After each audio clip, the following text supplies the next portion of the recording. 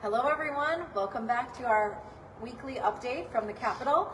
It's a little early this week because we are in week 9 and today is day 43 or 43, Yeah, 43.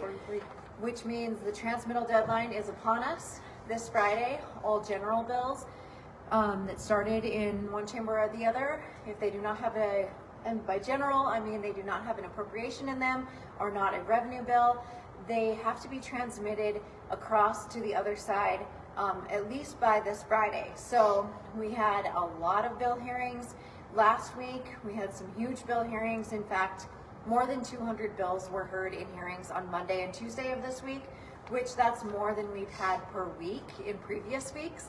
So a lot of busy stuff and a lot of action happening on the floor right now.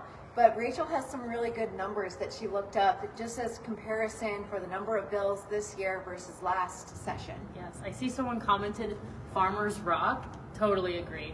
Second that for sure. Farmers do rock. Awesome. Anyways, yeah, so I was looking at this morning and I was actually pulling up numbers for what the average of stuff was from, it's really about over the past 25 years, pulled averages. So over time, the numbers have kind of grown on a steady way, but again, that average. So average bill requests are normally about 2,625 draft requests. This session, the 68th legislative session, has 4,622 draft requests. So that's just the requests that people are asking for, not necessarily bills that are, for sure coming. They could be, but bills that are introduced, ones that we've seen and talked about, on average, again, over that 25-year span, is 1,306 introduced for the entire session, per session. So again, we're here in the middle of legislative day, or the 68th legislative session, and as of today, there's been 1,408 introduced bills. So it's a pretty big drastic thing. It can show you, some of that growth in numbers, and that you'll see, in our legislative highlights coming soon. We'll go into some more depth about what we've been working on, how many bills that we've worked on, and well, the number's not too far off base of what you've seen. Again, like the growth over the years, it's quite a bit of stuff that has applied to farmers and ranchers across the state that we've been working on. So just kind of interesting. Very interesting. I mean, that's a huge increase to be at day 43, because we have more revenue bills could be introduced. There could be more resolutions introduced. There are a lot more things that will come after transmittal break, including some things that we're watching for and kind of looking for. So it's a big volume of bills that the legislature is working through. And that's kind of reflected if you pull up the agendas for today online. You can see that both the House and the Senate have 2 boards, and they have more than 50 bills on their first board. Yeah. Their second board is shorter in the Senate, but there's still a lot. Yes. Still a lot of bills to go through. Both chambers have been on the floor all day. The House started at 8 and the Senate started at 10, so they have a lot they're getting through all of that work. Yes. So we want to answer your questions. We've been in on a lot of bills, especially recently. So if there's any specifics that you want to hear about, please comment about your questions on them, or just type out the bill number and description and we can elaborate on those. Otherwise, we'll jump in with a few updates and then probably let you go. So Rachel, you want to share anything about some of the new bills we had yesterday? Yeah, so yesterday was a busy day. As you heard, it's been a couple of busy days, but yesterday we had, I think there was maybe 6 or 7 bills in the afternoon, so we kind of divided up and talked about quite a bit. Some of the 4 different committees. Yes, so some of the bills that I'll mention really fast, we heard in Senate Ag, it talks about kind of how irrigation districts get their funding, and so helping prioritize them a bit because they don't have a lot of resources for where they can ask funding for. So this bill was simple in the fact that it's just really advocating that irrigation districts get that funding. That bill did pass out of committee. One of the, kind of fun things about this week, oftentimes, like we hear a bill, we have to wait a couple days before it takes action. This time of year, there's so much happening, and there's, that deadline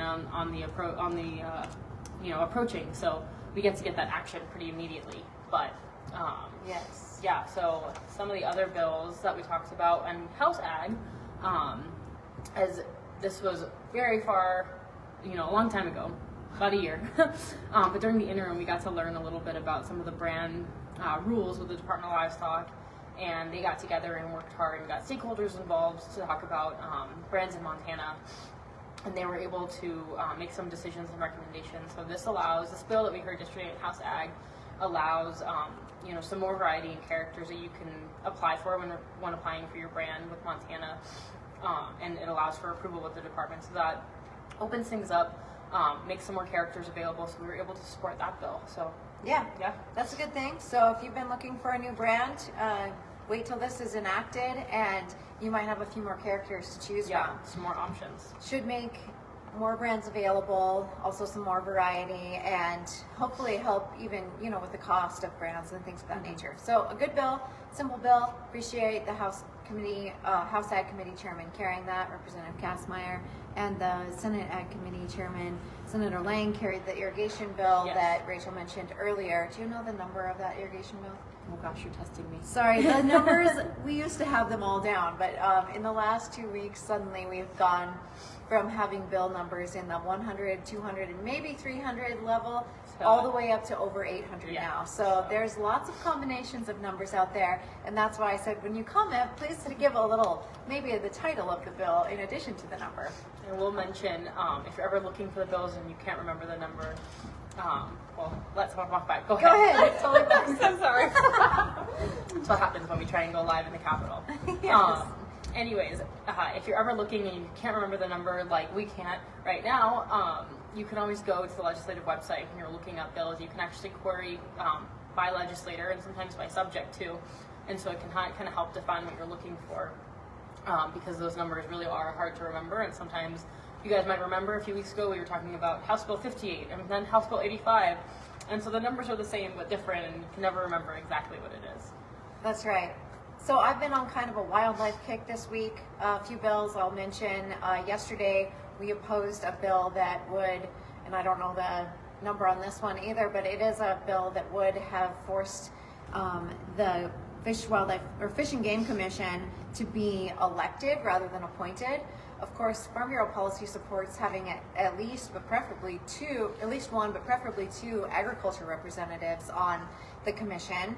Of course, making it an elected board rather than an appointed commission, it would take that requirement away. In current law, we are required to have at least one agriculture representative on the commission, which is very important for obvious reasons to our members, but for non-farmers out there, it's because we provide habitat to the wildlife in the state, with about 65 to 70% of the land in the state being privately owned. A lot of wildlife lives on it, so it's really important to have that agriculture voice on this important commission. We also think, it is an important commission. They have a lot of technical and very science and biological related information to discuss, and they shouldn't be turned into a political elected board that's going to have to run for office every 4 years.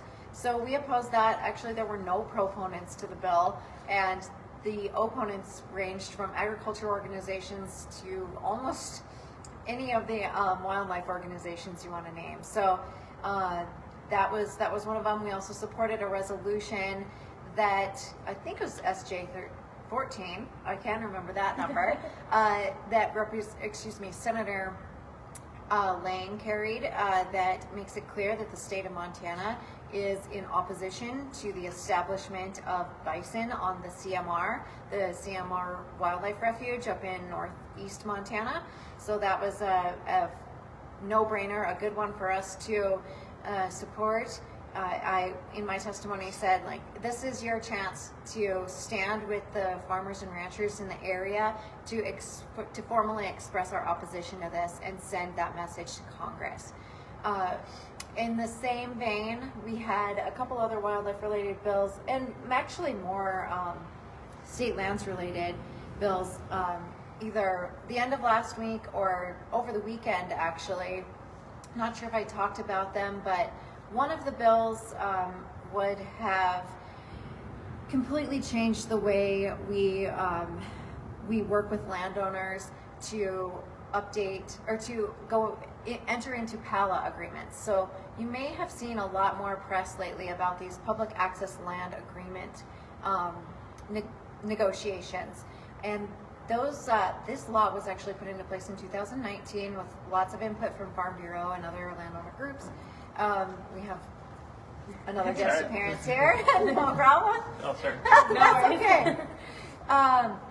And so it was a really important piece of legislation that made it clear, or that helped open access to isolated federal or state lands by allowing a landowner that has a lease on one of these isolated state or federal sections to allow access across their private property to get to that.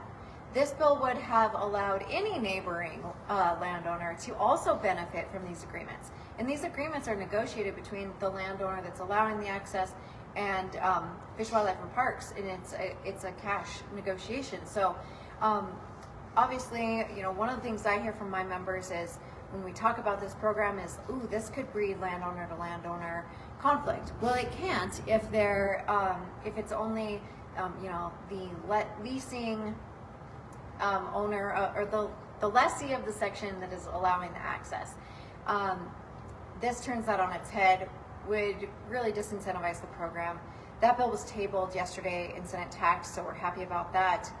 Over the weekend, we also, there was a hearing on Saturday morning, and there was a bill in there that completely turned on its head the way that we do competitive state lands, grazing, and ag leases.